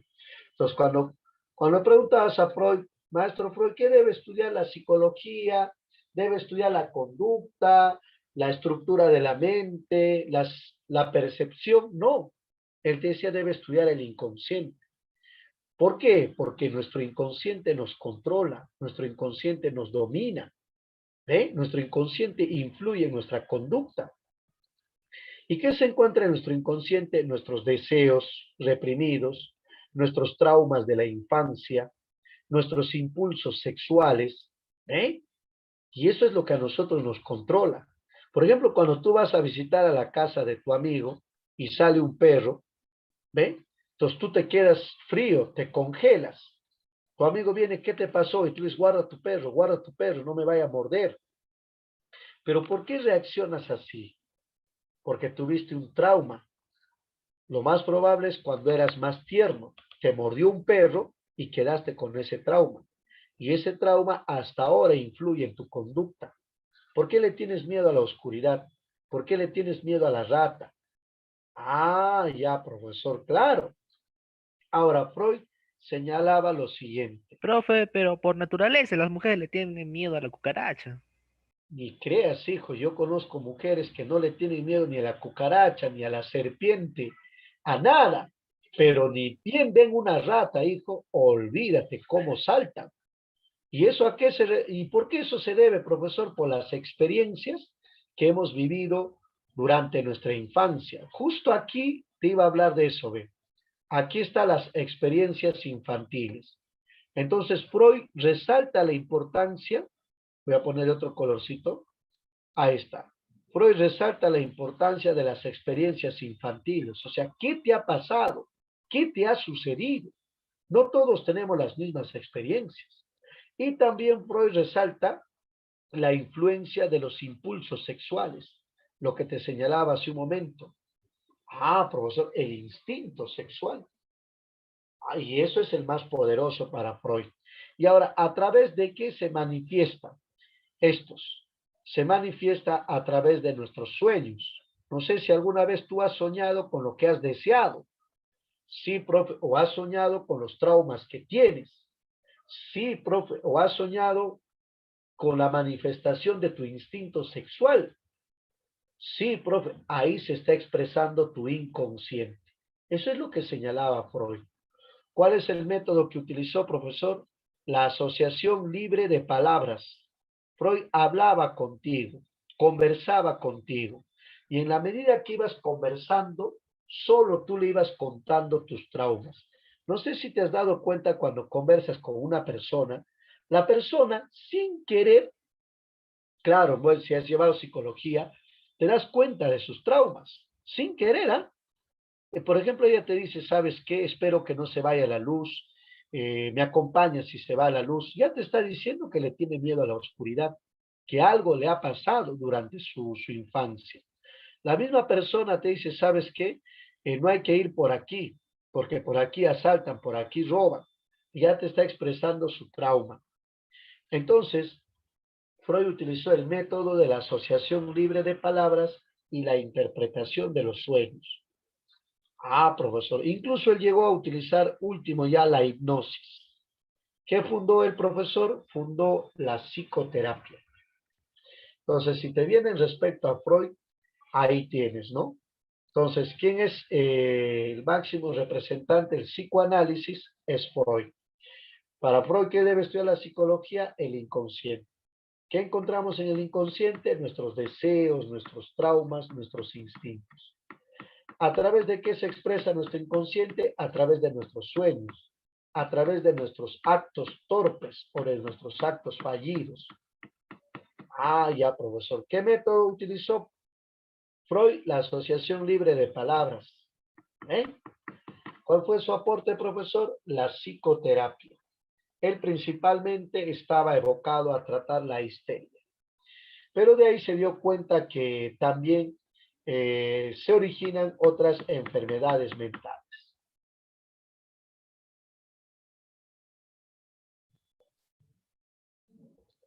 En realidad lo que buscaba Freud era que tú te vuelvas consciente de tus traumas. Esa era la manera de curarte. O sea, ¿de qué manera yo puedo curar a una alumna que tiene miedo a la oscuridad? No prendiendo la luz, porque ella no está viviendo el presente. En ella predomina un trauma, una mala experiencia.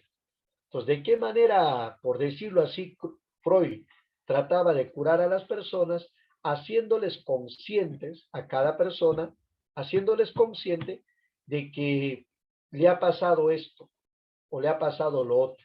Entonces, cuando la persona se volvía consciente de lo que realmente le ha pasado, ya no tenía miedo, ¿ve? Ya se curaba esa persona. Ah, ya, profesor. Así es. Muy bien, continuamos. A ver, ya estamos en la sexta escuela.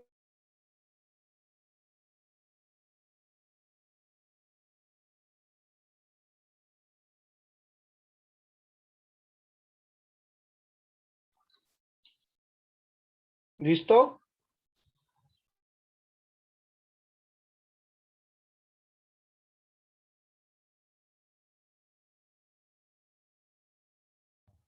Muy bien, pasamos con el siguiente. Y llegamos al humanismo, la escuela que está de moda. Sí, profesor, sí, esta escuela está de moda. Sí, es considerado como la tercera fuerza psicológica. Ah, ya, profesor. ¿De dónde se originó? En los Estados Unidos. Ahí está. Ese está de moda. Esta es la escuela psicológica que busca la autorrealización. Así te va a venir en tu examen. Nos identifica la escuela psicológica que busca la autorrealización. Ah, se llama el humanismo. También lo llaman la escuela positiva. No sé si escuchaste ese nombre. Ah, sí, profesor, sí, sí. También se le llama la escuela positiva. También se le da ese nombre. Ahí está. Entonces, importante señalar. Listo, ¿ven? Entonces ahí tienes ya los datitos. Ah, ya, profesor.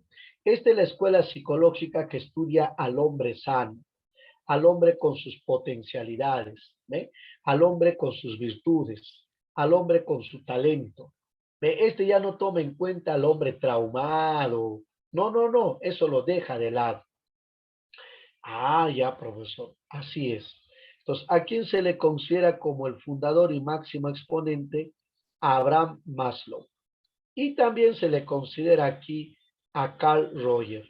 Pero ¿quién tiene más vitrina, profesor? Es Abraham Maslow. Ahí está. ¿Ve? ¿Qué estudia, profesor? Al hombre sano, ¿ve? Al hombre sin perturbaciones, ¿ve? Al potencial que tienen las personas. El humanismo señala que todas las personas tienen fuerzas constructivas en su personalidad. Y la psicología, eso es lo que debe potencializar. Entonces, aquí es donde se habla del tema de la vocación, del potencial, del talento. De eso es lo que se habla en el humanismo. ¿Eh? Ellos utilizan como método la motivación. Ah, ya, profesor, ahí está. ¿Y qué buscan, profesor? Reorientar la psicología hacia el campo más humano. Eso es lo que buscan ellos. Una reorientación de la psicología, pero, profesor, hacia el campo más del ser humano. O sea, buscar la autorrealización o la realización del ser humano. Eso es lo que busca. Ah, ya, profesor. Ahí está. Entonces, esto está de moda ahorita. Todo es motivación. Todo es motivación. Tú puedes, tú lo vas a lograr, tú vas a ingresar, yo confío en ti. ¿Eh? Ah, profesor. Eso tiene relación con el humanismo. ¿Ya? Ahí está. Clarito, profesor.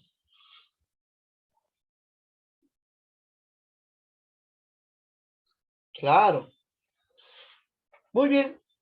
Listo, profesor. Ya le entendí. Continuamos. Entonces, ahí está. Te estamos dando también las preguntitas que por lo general suelen preguntarse, ¿no?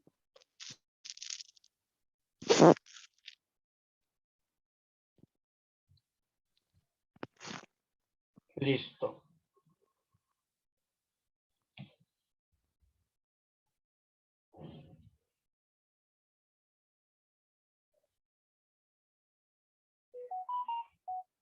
Bien.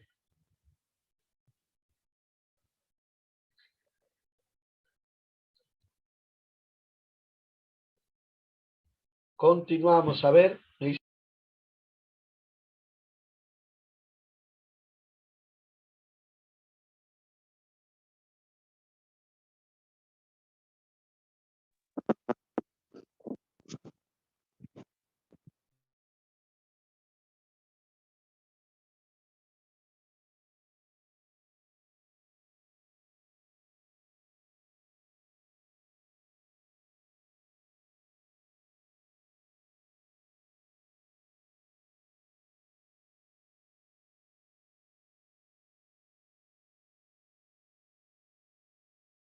Muy bien, listo, profesor. Pasamos al siguiente. Aquí tenemos el cognitivismo. Esto ya es un poco más sencillo, ¿no? Esto es una corriente psicológica. El cognitivismo, fundamentalmente, profesor, que estudia el proceso del conocimiento. ¿Ya? Eso vamos a señalar. Ah, ya, profesor. Ahí está. Estudia el proceso del conocimiento. ¿Ve? Ah, profesor. ¿Y cuáles son los procesos relacionados con el conocimiento? Aquí tenemos a la sensación, tenemos a la percepción, tenemos a la memoria, tenemos a la atención y tenemos al pensamiento, pero fundamentalmente los primeros. Ah, ya, profesor. Entonces, esto es importante señalar. Ahí está. Entonces, el cognitivismo, ¿con qué está relacionado? Fundamentalmente, profesor, con el estudio del proceso del conocimiento. ¿Y a quién, profesor, tiene como máximo exponente? Aquí tenemos a Jean Piaget, a Brunner y a Ausubel. Pero ¿a quién mayormente se le toma en cuenta acá, chicos? Y te puede venir como pregunta, fundamentalmente a Jean Piaget. A él se le toma como un referente. Ah, ya, profesor, así es. ¿Ve? Listo. Entonces, profesor, ¿dónde se originó? Aquí podemos poner lo siguiente, Suiza y Estados Unidos. Eso podemos poner aquí para no tener ningún inconveniente. Suiza y Estados Unidos. ¿Correcto? Si quieres anotar ese dato, lo puedes poner. No hay ningún inconveniente. Dime. ¿Cómo se da esos dos lugares? ¿O por qué se dan esos dos lugares? Allá, por sus autores. Mira, ve, el suizo es Jean Piaget y el norteamericano es Brunner y Ausubel. Entonces, por eso se habla de Suiza y Estados Unidos. ¿Correcto? Muy bien. Listo. Entonces, esto, bueno, de aquí lo que hemos encontrado una pregunta, el cognitivismo, básicamente es su representante. Eso es lo que hemos tomado en cuenta. Su máximo exponente, su máximo representante. Jean Piaget. Entonces, pero te estamos dando más datos para que tú lo puedas dominar mejor. Entonces, si digo cognitivismo, esta es una corriente psicológica que centró su estudio en el conocimiento. ¿Ven? ¿Cuál es, profesor? La sensación, la percepción, la memoria, la atención y el pensamiento.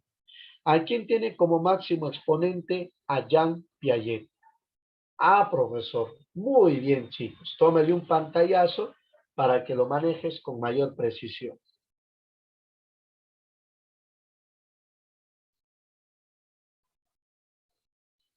Ya está, profesor. Muy bien. Profesor. Listo. Y aquí tenemos la reflexología. ¿Dónde se originó la reflexología, profesor? En Rusia. Ahí está. ¿Dónde, profesor? Tenemos en Rusia. ¿Eh? ¿Quién es su máximo exponente, profesor? Aquí tenemos a Iván Pavlov. Él es el máximo exponente y fundador de la reflexología. ¿Y a quién tenemos como su continuador? A Vladimir Bechterev. Ahí está. Ahí está, profesor. ¿Y qué estudia, profesor? Ahí está. Estudia la actividad nerviosa superior. No entiendo, profesor, el sistema nervioso. Entonces, ellos estudian cómo influye el sistema nervioso en la conducta humana. Ah, ya, profesor, vamos a poner por aquí El sistema nervioso. Ahí está. ¿Ve? Esto vamos a tomar en cuenta. Ahí está. Y también aquí vamos a poner un dato del condicionamiento clásico. Dice el profesor del perrito, ¿no? Sí, del perrito. Y eso tiene relación con el condicionamiento clásico. Justamente fue Pavlov quien hizo experimentos con los perros. Ahí está, ¿ve? El condicionamiento clásico. Ah, ya, profesor. Entonces, Iván Pavlov señalaba de que el sistema nervioso influye en la conducta del hombre. ¿Ve? Entonces, ellos hicieron esas investigaciones. ¿Qué método utilizó, profesor? Aquí tenemos la observación y la experimentación. ¿Y qué sentaron, profesor? Uy, esta es una preguntita de admisión. Aquí se sentaron los principios sobre el cual se rige el sistema nervioso. ¿Cuáles son los principios del sistema nervioso? A eso se refiere. Ah, profesor, interesante. Así es. Entonces, repasando esta partecita, la reflexología, profesor, ¿dónde se originó? En Rusia. ¿Ve? ¿A qué investigaciones en el aprendizaje tuvo relación con el condicionamiento clásico? ¿Quién es el máximo exponente? Iván Pavlov. ¿En qué se centró su estudio Iván Pavlov? En la actividad nerviosa.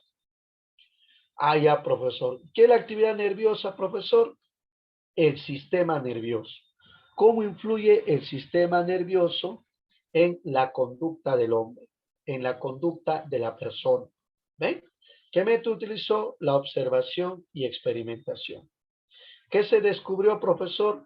Los principios que rigen el funcionamiento del sistema nervioso. Entonces, si te viene como pregunta en tu examen, te va a venir relacionado con el sistema nervioso. Con eso te va a venir relacionado.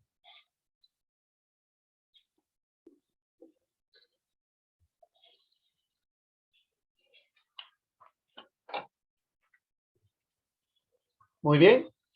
A ver, por aquí.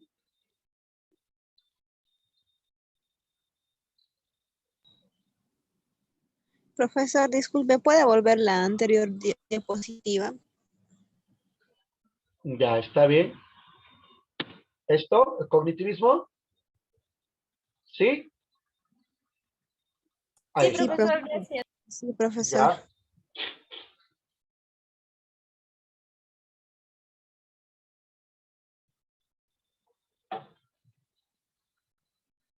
Profesor, Muy bien. profesor, Dime. ¿cuál fue el aporte del cognitivismo? Ah, no, en el caso del cognitivismo, su mayor aporte, ¿ya? Es el hecho de haber estudiado el conocimiento. ¿Sí? En el caso de Jean Piaget podemos, ahorita voy a hablar de Piaget, de su epistemología genética. Eso lo voy a hablar ahorita, ya en la genetista. Ahí está la epistemología genética, que es el sensorio motriz, preoperacional, operaciones concretas, operaciones formales. ¿Ve? Pero aquí, en el caso del cognitivismo, solamente tómalo como conocimiento, o sea, el estudio del conocimiento. Y su mayor aporte, profe, ¿dónde está? En la psicología educativa, o dicho de otra manera, en la educación.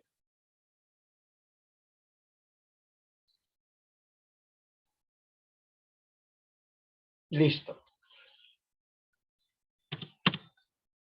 Y aquí está lo que estaba hablando la genetista, ¿no? También es otra corriente psicológica que se originó en Suiza. Ah, ya, profesor, ahí está. El suizo Piaget. Ahí está.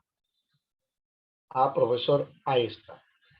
En Suiza. ¿Quién es su máximo exponente, profesor? Esto también hay que tomarlo en cuenta. Es Jean Piaget. Ahí está. Él es su máximo exponente. Jean Piaget. ¿Ven? Ah, ya, profesor. ¿Y qué hizo Jean Piaget? Jean Piaget se centró su estudio en la inteligencia y su desarrollo. ¿Y cuál fue su mayor aporte, profesor? Aquí está la epistemología genética, justo lo que le decía a su compañero. Ahí está la epistemología genética. ¿Ve? ¿Y dónde se aplican estas teorías, profesor? En el campo de la educación y el aprendizaje. En ese campo se aplica. Ah, ya, profesor, así es. Entonces, por aquí podemos jalar algo más para poner la inteligencia. Podemos poner aquí también la epistemología genética. Ahí está. ¿Eh? Profesor, ¿podría repetir de nuevo? Claro, pejito, ahorita lo repito de nuevo, no te preocupes, sino que estoy anotándolo, las ideitas claves para que lo tengas ahí bien anotadito. Ah, ya, profesor. Y por último, en la educación.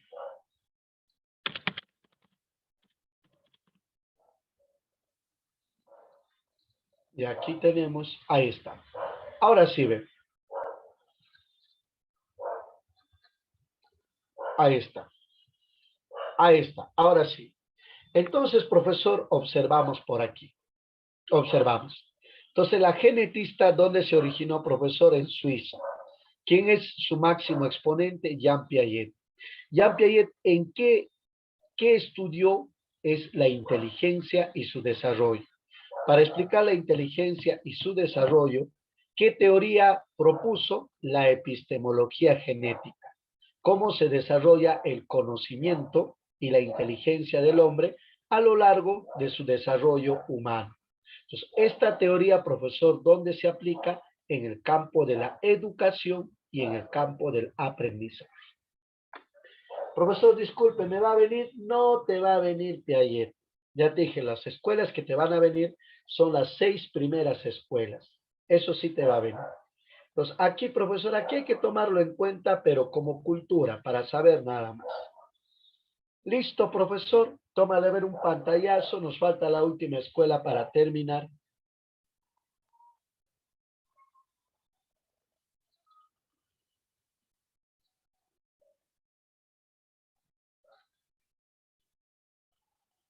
Listo, profesor. Muy bien. Y el último tenemos el neoconductismo. ¿Dónde se originó, profesor? En los Estados Unidos. Ahí está el neoconductismo. ¿Eh?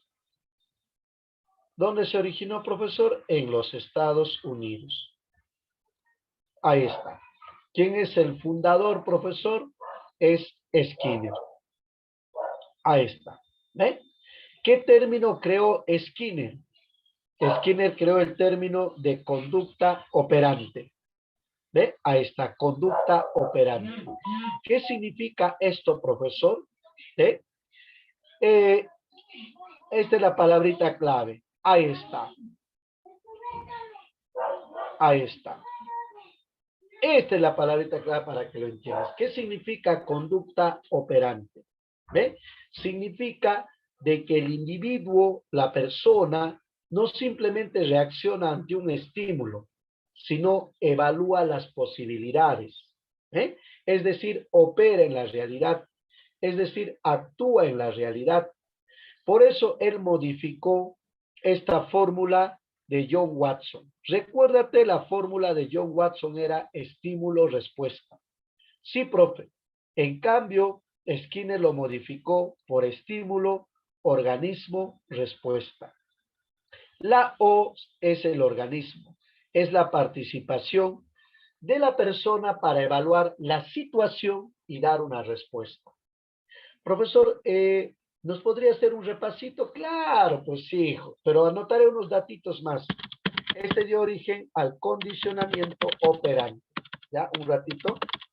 Va a ser que me olvide así y vamos a tener problemas. Ah, ya, profesor. Ahí está. Este datito lo dejaré aquí para ustedes.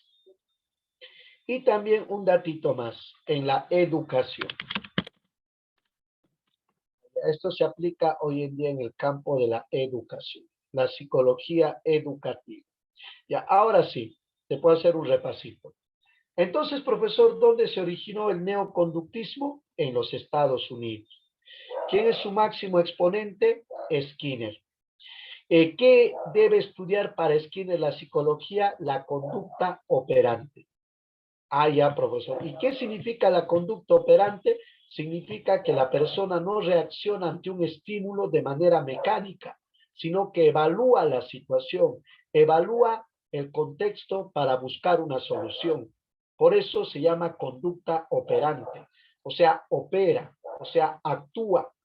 Ah, por eso él modificó la fórmula estímulo-respuesta, porque no actuamos mecánicamente, sino primero hay un estímulo, evaluamos la situación y luego recién damos una respuesta. ¿Dónde llevó estos experimentos a la práctica? En el condicionamiento operante. ¿Con quién hizo experimento? Con ratas. Ah, ya, profesor. ¿Y dónde se aplican estas teorías? En el campo de la educación, lo que se llama el reforzamiento y el castigo. Eso del reforzamiento y del castigo es un aporte del neoconductismo. Interesante, profesor. Así es, chicos. Así es. Muy bien.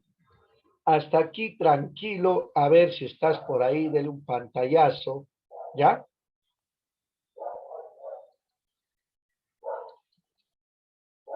Dele un pantallazo. A ver. Listo, profesor. Muy bien. Hay unas preguntitas que quiero que resuelvan para retirarme. ¿Ya? A ver, voy a poner las preguntitas.